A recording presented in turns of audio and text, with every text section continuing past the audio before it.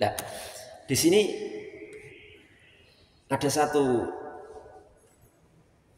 prinsip dalam kita memahami agama atau dinul Islam ini. Kalau kita ingin mengenal kebenaran, itu jangan mengenal orangnya, tapi kenalilah kebenaran itu, maka kita akan mengenal orangnya. Gini maksudnya. Beliau mengatakan gini, anna man arafal haqqa birijal, orang yang mengenal kebenaran dengan melihat tokoh, melihat orang. Maksudnya gitu. Kalau si ngomong A itu pasti benar.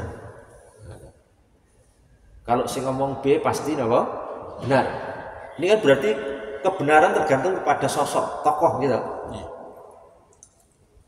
Artinya kalau yang ngomong A mesti benar dan selain A mesti salah. Nah, itu. Paham ya nih? Atau kebenaran itu yang ngomong B itu pasti benar. Kalau yang ngomong selain B pasti salah. Ini artinya orang ini mengenal kebenaran dengan parameter sosok atau tokoh tertentu. Orang yang seperti ini kata para ulama, dia itu akan haro fi matahadud dhalal. Dia akan kebingungan di dalam kesimpang siuran kesesatan. Karena yang dinilai orangnya, Pak, bukan kontennya. Masalah itu benar salahnya itu bukan parameternya, bukan argumentasi, bukan dalil, tapi tokoh, tapi orang. Padahal orang itu selain Nabi Muhammad bisa salah, bisa benar, gitu. Bisa diambil pendapatnya, bisa tidak. Karena manusia itu siapapun, setinggi apapun ilmunya, masih berstatus manusia. Kullu bani adama khata. Setiap bani Adam itu semua manusia. Ulama tingkat tinggi apapun, ilmunya sundul langit, tetap manusia, itu mesti khata. Banyak salah. Yang terkecualikan cuma satu manusia itu, Nabi Muhammad Sallallahu Alaihi Wasallam, karena beliau maksum, dijaga dari terjatuh kesalahan dan kesalahan oleh Allah Subhanahu wa Ta'ala. Tapi selain Nabi Muhammad tidak ada jaminan, Pak. Mau sahabat, mau tabi'in, mau tabi'u tabi'in, mau imam-imam besar, itu mboten enten jaminan benar terus. Tidak ada. Ya kadang benar, kadang salah. Begitu. Jadi kalau orang mengenal kebenaran dilihat tokohnya, oh ini mesti benar, oh ini mesti benar. Ini dia tidak secara tidak sadar telah memposisikan si manusia, ulama, ustadz, kiai, habib, atau ajengan, buya, itu sekedudukan dengan nabi secara tidak sadar gitu. Supaya ini apa kita pahamkan gitu. Jadi kalau misalkan kita setuju dengan pendapat ulama ini, ya biasa saja, wong dia manusia. Kalau kita suatu saat kok beda dengan pendapat ulama ini, ya biasa juga, wong dia manusia. Oke, bisa salah, bisa benar. Makanya Imam Malik bin Anas rahimahullah taala menyatakan, kullun yu'khadhu qawluhu wa yutraku illa sahibu hadzal qabr. Setiap manusia itu bisa diambil pendapatnya, bisa ditinggalkan pendapatnya, kecuali pemilik kuburan ini. Siapa? Nabi Muhammad Sallallahu Alaihi Wasallam. Jadi kalau mengenal kebenaran, jangan melihat orangnya, jangan melihat tokohnya. Itu ya. Bagaimana caranya? Cara yang benar itu, niki kalimat setelahnya. Fa'rifil haqqa ta'rifu ahlah. Kenalilah kebenaran, maka kamu akan tahu pengusung kebenaran itu. Jadi yang kita lihat itu kebenarannya, kontennya. Parameter yang dilihat itu masalahnya, bukan orangnya. Kebenarannya kita ketahui, maka nanti kita akan tahu apa? Akan tahu pengusung kebenaran, orang-orang yang di atas jalan kebenaran itu siapa. Jenengan ngertos mboten? Dulu kemunculan orang-orang Khawarij di zaman Rasul terus mengimbas ke zaman sampai Ali bin Abi Thalib. Ini sudah disinyalir oleh Nabi Shallallahu Alaihi Wasallam sampai yang membunuh Khalifah Ali bin Abi Thalib, Abdurrahman bin Muljim itu, ya, itu yang membunuh sahabat Ali, ditikam Pak, dibunuh. Orang-orang Khawarij ini model orang-orang yang secara zahir itu ya pintar-pintar, secara zahir itu ya ahli ibadah. Orang Khawarij itu kalau zahir ibadahnya itu ngalahkan sahabat Nabi, Pak. Sampai sini itu apa jenenge ini? Niku sampai menghitam karena banyak menangis. Jadi untuk lewat air mata sampai menangis, Pak. Banyaknya menangis sampai menghitam, Pak. Matanya sampai sembab. Tiap malam menangis. Niki jidate niki sampai hitam. Jadi nek jenengan iki mrikine irenge aja kemaki sih. Jangan bangga, itu malah mirip orang.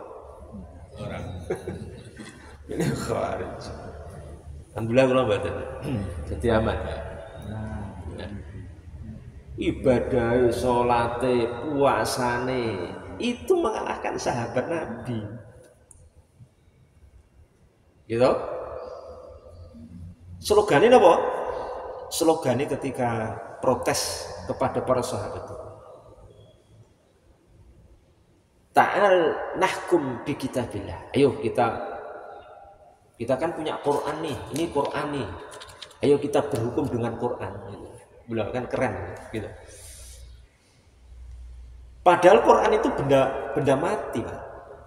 Barang yang mentah. Jadi ayat Quran itu barang mentah.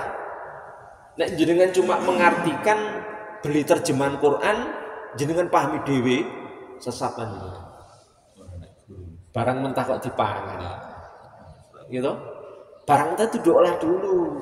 Misalkan ini ada tepung terigu dikasih telur gini diramu dengan komposisi yang tepat, diolah oleh chef internasional yang profesional jadi roti enak baru dimakan. Loh nek orang yang langsung memahami Quran langsung dipahami diartikan dewe diamalkan itu seperti orang makan barang mentah ya tadi, makan tepung terigu tadi itu banget. Tidak bisa gitu. Ini Khawarij yang kata Nabi, orang kelompok ini yakhrujuna minad-din, keluar dari agama, kama yakhruju sahmi minar ramiyah, sebagaimana busur itu keluar dari anak panah itu keluar dari busur, melesat sesat bener-bener itu juga punya slogan-slogan yang bombastis. Wis kaya ya paling ilmiah dhewe, paling ibadah paling hebat dhewe, tapi ternyata menyimpang. Sebabnya apa? Salah satu yang terbesar itu karena mereka menjauhkan diri dari para ulama, para alim, para pewaris para nabi, ya, terutama Nabi kita Muhammad Sallallahu Alaihi Wasallam. Jadi jangan dibiasakan melihat tokoh nih. Mengetahui hukum, mengetahui kebenaran itu jangan melihat tokoh, tapi lihatlah substansi masalah, substansi permasalahan perkaranya itu kita lihat, baru kita jangan mudah menjadikan parameter tokoh ataupun orang tertentu, sehingga nanti akan muncul gini, siapa yang menyelisihi ulamaku disalahkan, pasti sesat. Ya tidak bisa. Ulamamu siapa? Ulamamu siapa? Ustadzmu siapa? Wong dia juga manusia yang punya potensi salah dan benar. Nah dulu itu sebenarnya apa? Dulu itu para ulama itu udah biasa. Ustadz ini ustadz. Imam ini diambil pendapatnya, kadang ditinggal juga biasa itu. sejak dulu pun biasa seperti itu. Tapi kadang-kadang ke belakang ini ada sebagian kaum muslimin yang salah kaprah dan memahami tidak sebagaimana yang dijalani oleh kurun-kurun sebelum kita ya. Maka saya katakan tadi, fa'rifil haqq ta'rifu ahla. Kenalilah kebenaran maka kamu akan mengetahui pengusung kebenaran itu siapa. Semuanya berdasarkan argumentasi. Ya. Dan juga yang perlu diketahui bahwasanya para ulama kita itu mereka tidak semata kemudian memiliki ilmu tok gitu, tidak Pak. Ilmu ilmu fikih, ilmu ini, ilmu akidah, ilmu hadis dan seterusnya. Bukan semata itu, tapi juga kenapa mereka itu layak jadikan referensi dan rujukan umat sampai akhir zaman, karena mereka itu punya sesuatu, yaitu sesuatu yang ada di dalam hati mereka, keimanan, ketakwaan dan rasa takut pada Allah Subhanahu wa taala. Jadi kita nggak boleh suudzon kepada ulama pendahulu kita. Jangan-jangan ngapusi, jangan-jangan khianat, jangan-jangan memelintir ini itu, jangan-jangan mengorupsi ayat atau hadis. Nggak mungkin. Tidak mungkin untuk kelas mereka, karena mereka itu berbicara agama bukan untuk cari makan. Paham betul? Dulu itu ulama berbicara agama, memberikan fatwa, ngarang buku itu bukan untuk cari makan. Ya, mereka ngarang buku pakai biaya sendiri, kertas sendiri, tinta sendiri, waktu itu mahal sekali. Yang mungkin terjadi itu kalau ulama sudah bicara agama untuk cari makan, lah kadang-kadang itu mungkin memelintir ayat, mungkin mengkorupsi hadis, mungkin karena dia menjadikan agama itu kendaraan untuk cari makan, cari kekuasaan, cari jabatan, cari kepentingan duniawi, kepentingan politik. Ya ulama zaman dulu tidak ada Pak seperti itu. Ya, makanya ada sebuah persaksian. Persaksian ini dinyatakan oleh Imam Abu Bakar bin Abdullah Al-Muzani. Beliau mengatakan itu. Fadlu Abu Bakrin An-Nas. Abu Bakar itu melebihi keutamanya, melebihi semua sahabat. Abu Bakar itu kan manusia terbaik setelah Nabi. Jadi Nabi Muhammad ini tertinggi sallallahu alaihi wasallam. Bawahnya pas ini nomor 2 sahabat Abu Bakar. Manusia terbaik sampai akhir hari kiamat itu Abu Bakar As-Siddiq radhiyallahu taala.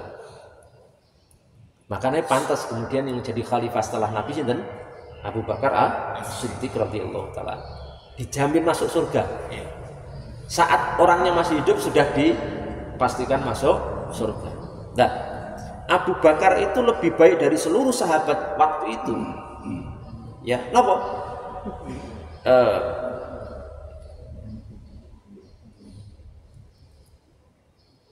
Tidak hanya dengan bikathrotis sholat, tidak hanya dengan sebabnya Abu Bakar lebih utama dari seluruh sahabat waktu itu, bukan hanya sekedar banyaknya sholat beliau. Wala bikathrotis siyam, bukan sekedar juga karena banyak puasa. Wala bikathroti riwayah, bukan hanya sekedar banyak riwayat hadisnya. Ya, juga bukan karena fatwa, bukan karena ucapan, tapi nopo walakin bisyai'in waqara fi sadri, tapi dengan sesuatu yang menancap di hati beliau. Nopo? Keimanan, ketakwaan, rasa takut pada Allah Subhanahu wa taala, itu yang menjunjung martabat beliau di atas para sahabat radhiyallahu taala. Mungkin sekedar riwayat atau ilmu, mungkin Abu Bakar kalah dengan sebagian sahabat. Karena ulama-ulama sahabat itu justru dari kalangan yang mungkin kurang begitu dikenal. Seperti Abdullah bin Umar, Ibnu Abbas, Ibnu Mas'ud, itu ulama-ulama sahabat. Kalau dari sisi ilmu mungkin kalah Abu Bakar, tapi Abu Bakar itu menang dari sisi bisyai'in waqara fi sadri, dengan sesuatu yang menancap dalam hati.